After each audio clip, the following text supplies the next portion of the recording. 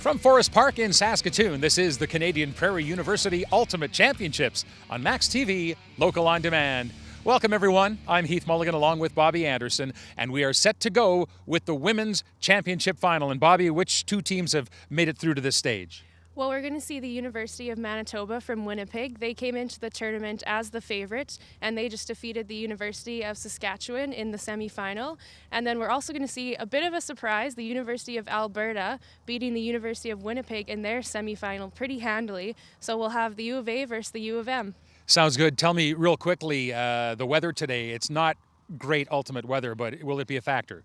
It's a little chilly, but luckily the wind is pretty mellow, so that's kind of good for ultimate as it does affect the disc quite a lot. So you'll see lots of players with gloves and leggings and probably a lot of hand warming, but it's going to be good. And maybe a lap blanket and a toque or two up in our broadcast booth. The opening poll is moments away. The Canadian Prairie University Ultimate Championships is set to go on Max TV, local on demand.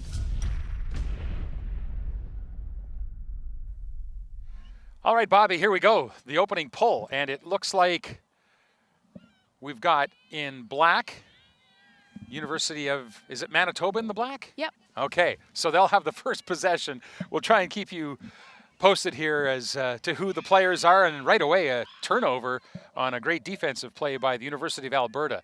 We'll try and keep you in touch with who's who on the field. We've got people wearing a little extra clothing over their jersey numbers in some cases. It's cold out here today. And we'll try and educate you a little bit about the rules of Ultimate as we go. I mean, there are different tournament rules in different situations, but we'll get into that a little bit as we progress with the broadcast today. And right now it's Alberta looking to strike first, but it's going to be another turnover as it was knocked to the ground. A little tricky catching the disc out here in this weather, Bobby, or is it not too bad? Well, you will see lots of players wearing gloves, but it is pretty chilly, so making your fingers move as they should is a little bit difficult. Yeah. And you can see we've already had 2 turnovers on the first point. Yeah, pretty unusual, and they were pretty simple drops, really. So we'll chalk that one up to the cold day that we're experiencing in Saskatoon. The fall's been less than pleasant so far, and we are 2 degrees above zero at the time of the start of the game today. So it's not what these players generally expect, even playing into the first part of the fall. Well, I've played some University Ultimate myself, and unfortunately this is kind of how this season goes most years. Sometimes you get some good weather, but lots of the time it's really snowy and cold and windy. So there's definitely some experience on both sides of the field here that they'll be used to playing in these conditions, and I think they'll settle into this pretty quickly in this game. You can see there is a clock running in the bottom left of your screen above the or below the score, which is currently zeros. 1 hour and 15 minutes is the time in total for this championship final. That includes a halftime break. They don't stop the clock at any point, but the clock is not the only determiner of when the game is over, and we'll explain that to you as we go along too. Is, do we have a point? We do. A little bit of contact there on the catch, but she's able to hang on, and we have our first goal of the game. Yeah, Manitoba is going to jump out into the 1-0 lead on a real nice catch down under tight coverage right along the sidelines. And yeah, there's, oops, there's a little rollover. The defender trying to get a piece of it, and I think everyone's okay. Yeah, just lost her footing a little bit and ends up landing on the player. In Ultimate, it is all self-refereed, so even if she had dropped that disc after the player hit her, she probably would have called a foul, as there was quite a bit of contact there. But she manages to hang on, so it's a goal. And that was number ZZ, or I'm going to go ahead with 22 on that. So Brianne Warren has the score for the University of Manitoba. And they are out to the 1-0 lead. And as you probably noted, they've switched ends. So after a goal or a point is scored, they'll flip it around. And now Alberta goes to work. So U of M coming down in a bit of a zone defense here. We usually refer to it as arrow, as there's one person that you'll see kind of up by the disc, and the other two people that are in the cup, as we call it, are forming that arrow shape. Just trying to stop those big throws and forcing Alberta to go around them. Alberta in the gray bibs, working it.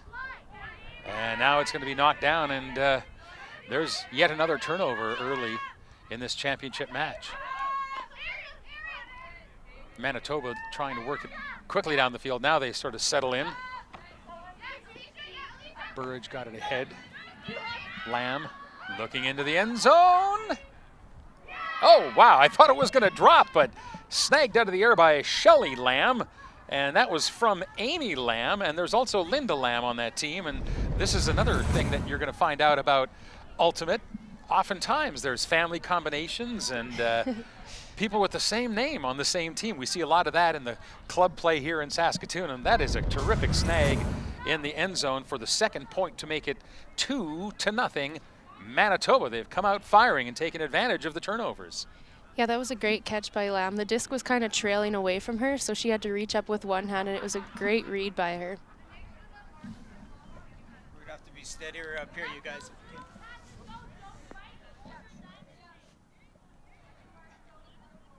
So a quick shoe tie and we'll get going again. You were going to say?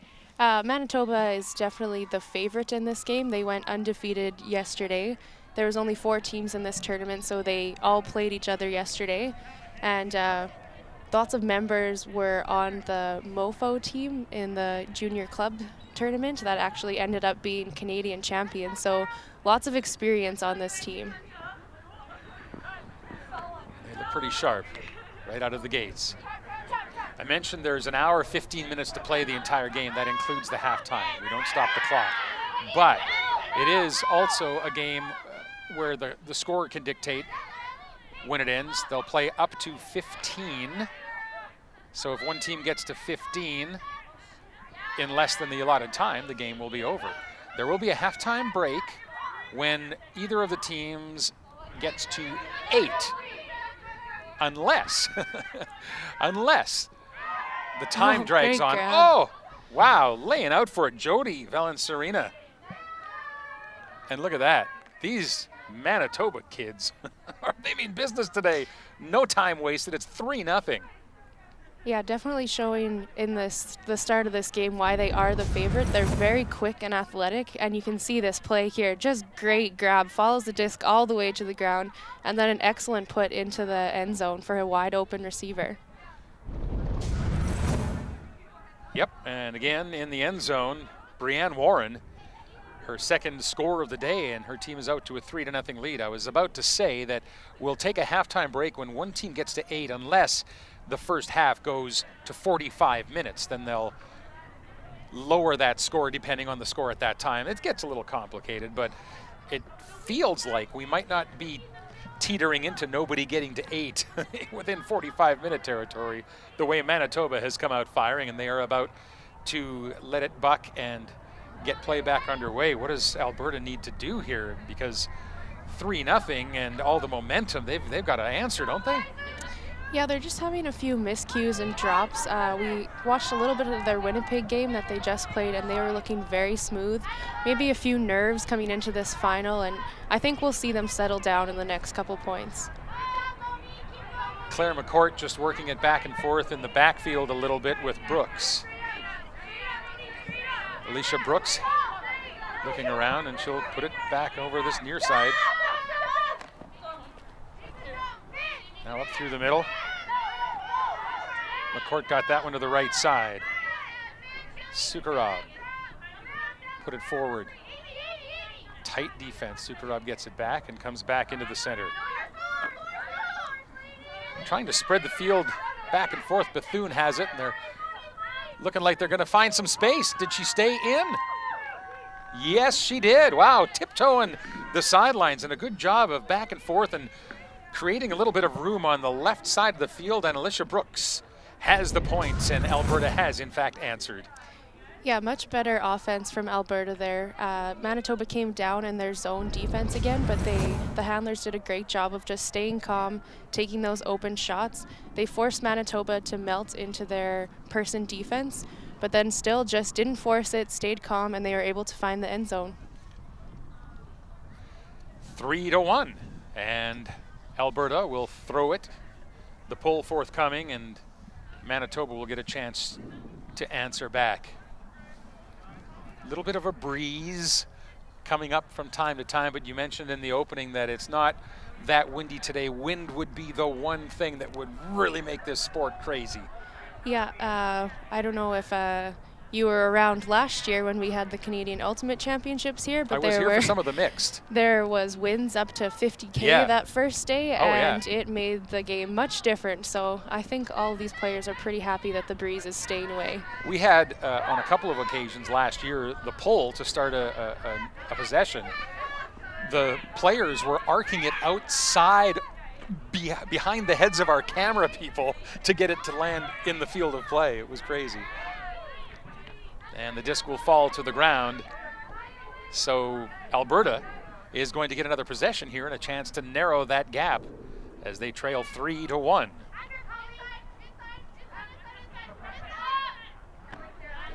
You'll notice that the defender will immediately glom on to the person holding the disc, and they'll count out 10 seconds. They'll get there and they'll say set, 1, 2, and keep counting. The person with the disc has to release it before 10 seconds, and it's pretty much self-refereed in that aspect.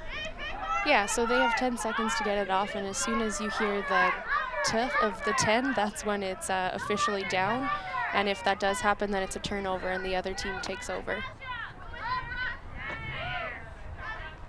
All right, Alberta had it knocked down, but got it back, and here they come. And now they're just a few steps away from that end zone within striking distance. The toss into the point zone, and it's caught. Heather Shields pulled it in. That was a nice long bomb downfield, and the offense came screaming down the field and uncovered in the end zone. Heather Shields to make it 3-2. That's the kind of movement we saw in the last game that they had against Winnipeg. They were looking really smooth and had good flow with their offense. The first couple points of this game, they were struggling to find that, but now, as we said, they're kind of settling in here and finding the rhythm that let them make it to this final. Sarah O laid that one in there just nicely, and Heather was able to run under it and make it a 3-2 game, and there's 21. Heather Shields on the sideline as they switch up their players. Teams will swap players in and out, offense versus defense, I assume? Yeah, there's usually people that prefer to play defense or offense. Offense is you really want to be possession-minded with the disc and really only take those opportunities that are open and not force a lot of things. Defense, you want your really quick, speedy players that are going to cause turnovers so you can get the opportunity for a break. Look at that one, the pass just out of the reach of Amy Lamb, and that means Manitoba disc. And it was a quick burst to 3-0 for Manitoba, but Alberta with the possession here could tie it up. Oh, just in and out of the hands, a little too hot to handle for Alicia Brooks. And the quick strike from Alberta. Will it connect? Yes, caught in the end zone on a jump from Casey Hunt. And that is how fast they transition when that disc is on the ground. Yeah, well done. That was a great put. The Alberta player made a great cut to get open, just disc in and out of her hands, and then Manitoba immediately picking it up and throwing it into the end zone. And a great put. She gave her receiver time to run onto it and put it in a place where really only she could get it. Nice snag, and there it is. Casey Hunt restoring a 2-point lead for Team Manitoba. They're up 4-2. This is the Canadian Prairie University Ultimate Championships on Max TV Local On Demand. Heath Mulligan and Bobby Anderson, and we are at Forest Park in the northeast part of Saskatoon. Beautiful setting and beautiful colors today. If we could just have one small adjustment made, I think it would be the sunshine. I would really like to see it. But clouds in every direction now. I fear we're out of luck that way. Yeah, you can see the players as soon as they come off the field, they're wrapping themselves up Yeah. in blankets, trying to stay warm. I hope they feel a little bit sorry for us having to sit oh so still. I mean, we got the lap blankets going, but that's not going to be enough, I don't think, as this game goes on. I would rather be down there running around, that's Yeah. for sure. Well, you know what? Maybe if we talk to our folks, second half, if we can get wireless headsets, you and I can go and commentate from the field of play. That sounds perfect. It kind of does, doesn't The it? inside look. Sure. I'll be the guy that stands in one spot if that's all right. Nice job. Boy, that one was, that's where you use your height and reach to an advantage, and great play. And another score. So you can see observers calling her in. We do have 2 observers for this game, Elise Normand and Scott Chapman. So the observer's job throughout the game is to call ins and outs, whether the player was on the line or not. They also keep track of time if the players are taking too long in between points. And then, of course, if there are any disputes that can't be resolved on the field, the players do have the option to call the observer and get their opinion. But mostly they're here just to make sure the game keeps going smoothly. There's Heather Shields, who just scored again for Alberta to make it 4-3. We do have live microphones on those observers today. So in the event that there is a dispute that the players ask the observers to resolve, we'll have an ear on it. Something wrong with the disc? See, this is how cold it is. Yeah. They broke it.